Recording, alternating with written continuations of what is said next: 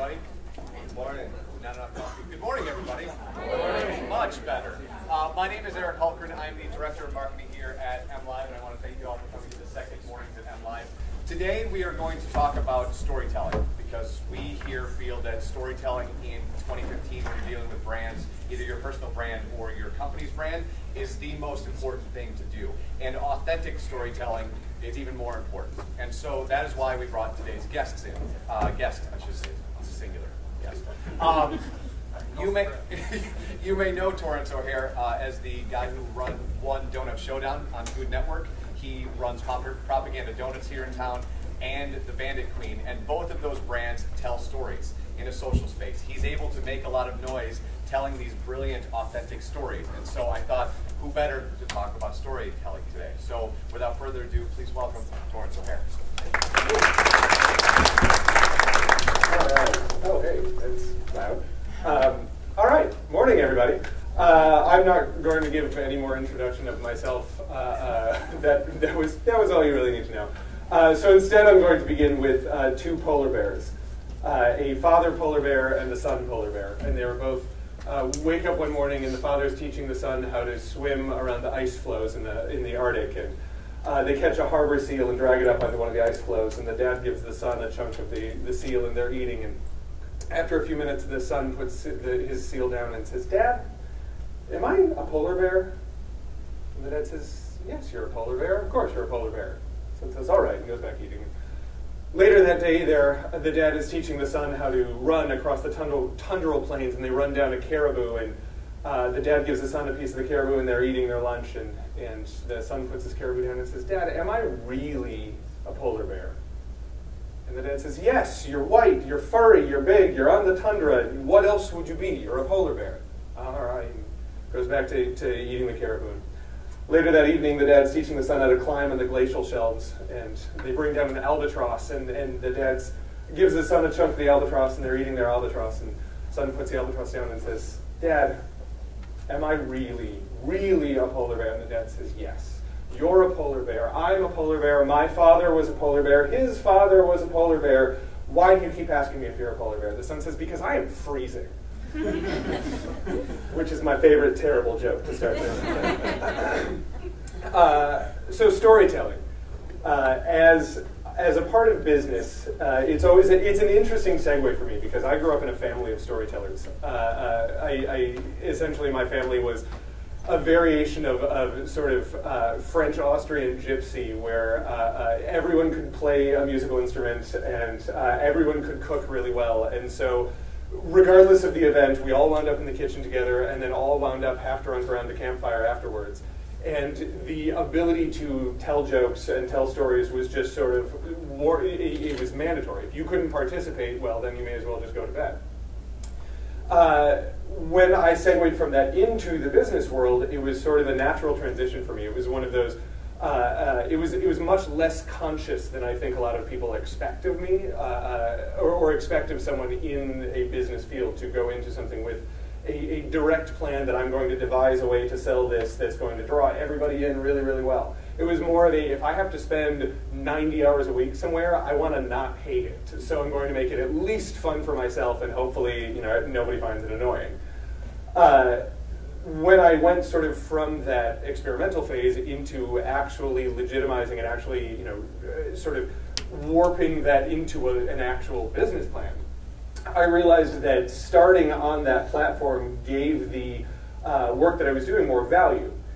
So to sort of retrofit my mentality around, okay, now that the stories are told, how does that benefit the business? And understanding that, how can that continue to go forward in making a stronger business in the future? When I was asked to speak on that, it was actually kind of fun to step back and put together how that came about.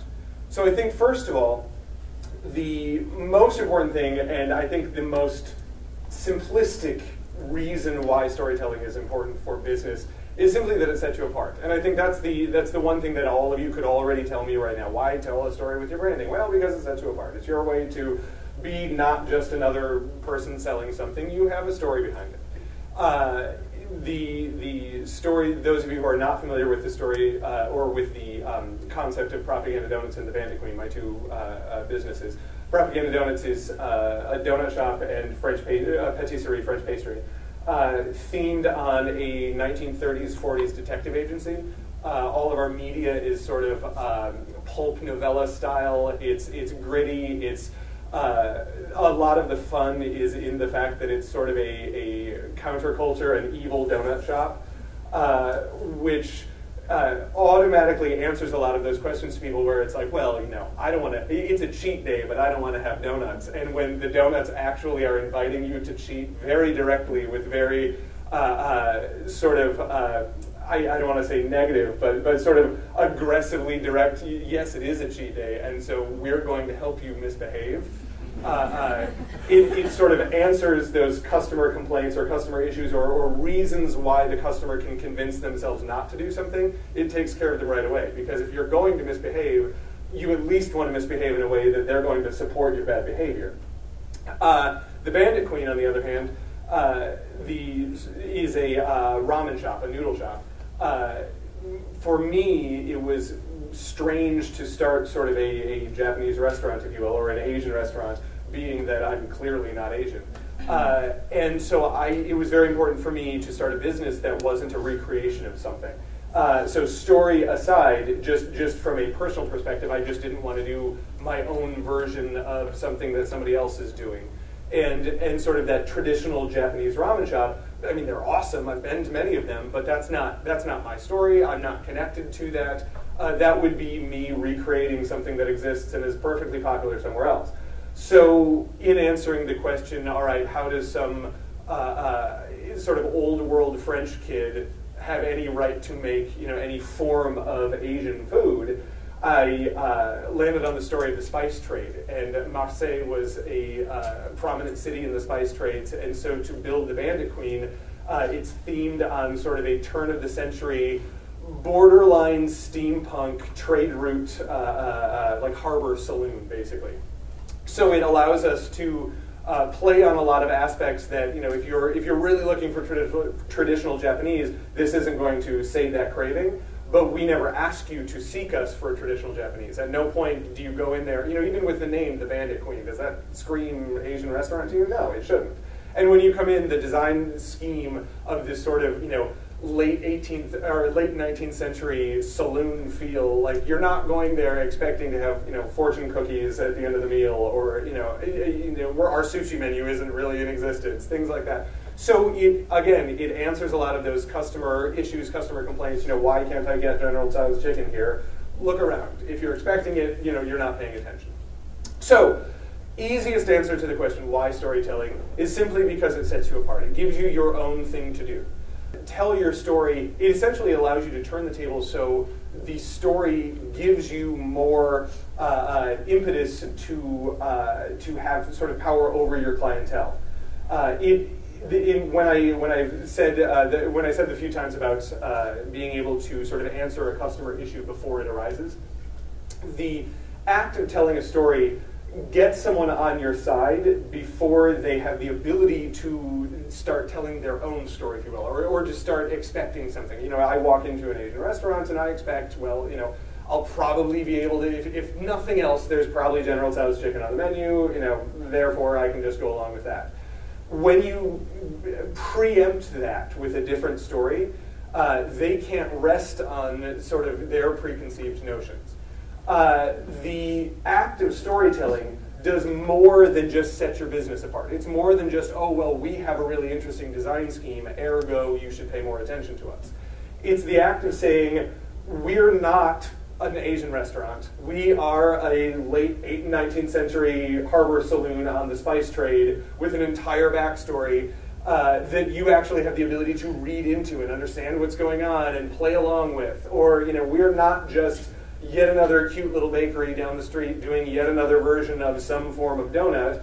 We are a detective agency, and we have all sorts of things to back that up. We have stories to tell. We have games to play. We have ways for you to participate. Having that story there as sort of the foundation to what you're going to offer them gives them a modicum of escape that turns them into better customers for you. The best compliment that I ever get anytime anybody visits Propaganda Donuts or the Bandit Queen is, I've never had anything like this in Grand Rapids. Or, this seems like something that should be, insert any number of other city. The moment that people walk in and say, this is so cool, it reminds me of Austin or Portland or Manhattan or any other city in that hipster Bermuda Triangle where cool goes to die. The act of going in somewhere and saying, I don't feel like I'm where I thought I was going to be, immediately takes your customer and turns them in from someone who just is showing up to offer you money and you are returning a good or a service, to someone that's coming to you to say, like, do your thing. I'm here because I appreciate what you're doing, I'm supporting what you're doing, and on some level, you are letting me escape the daily routine. You're letting me do something that I'm not accustomed to doing. I feel like I'm going somewhere else, I feel like I'm doing something else. And that helps you define your customer in such a way where, you're always going to have some customer randomly showing up, offering you money for a good or a service. That sort of, random walk-in customer, you essentially, it doesn't matter how good of a business person you are, you're always going to have a handful of them. But that handful of customers aren't going to support your business in the long term. You need customers that are excited about what you're doing and support what you're doing and are constantly coming back to you saying, this was such a great experience last time, I've brought more people, I want them to experience the same thing. And so being able to just say, well, you should come to us because we do good work, or you should come to us because our products are great. Sure, that's a great reason to visit your business, but at the same time, that's what everyone's business is saying. Nobody is saying, come to us because we're going to do an average job. Or, you should come to us, but probably they're going to do better. Everyone is saying, you should come to us, we're going to do a great job, our products are good. So when you can change that and say, you should come to us because of literally anything else, when you can add that layer on top of it saying, this is more than just come to us because our products are good, or come to us because our services are useful to you. Instead, it becomes, come to us because you like coming to us. Come to us because there is something that we're offering that engages you in a different way than just, I have money, you have stuff, let's trade. The storytelling is such an easy way to establish that relationship that to do it well allows you to build that clientele that is actually going to support your business in the long term. It's less of a walk up, it's less of a, I Googled you, you were the first name to pop up, you didn't have a terrible rating online, ergo, I'm exchanging services. The most important aspect of storytelling, and it's sort of the caveat, before you throw your entire marketing into, like, quick, let's think up a story to tell. Why storytelling works to develop a good clientele is because storytelling is the best way to gauge sincerity of what somebody is doing. Imagine any time somebody has sat down to tell you a story, or tell you a joke, or tell you about something that happened yesterday, or engage you in some sort of business pitch. Most of you can probably agree with me that the longer that pitch is, or the longer that story is, or the longer the joke is, the more time you have to really decide whether or not you actually care about what they're talking about. You tell a good long joke, and it's like, all right, either I'm really interested in the punchline because whatever is going on right now is either going to be really good or so bad that it's really good. Ergo, the polar bears.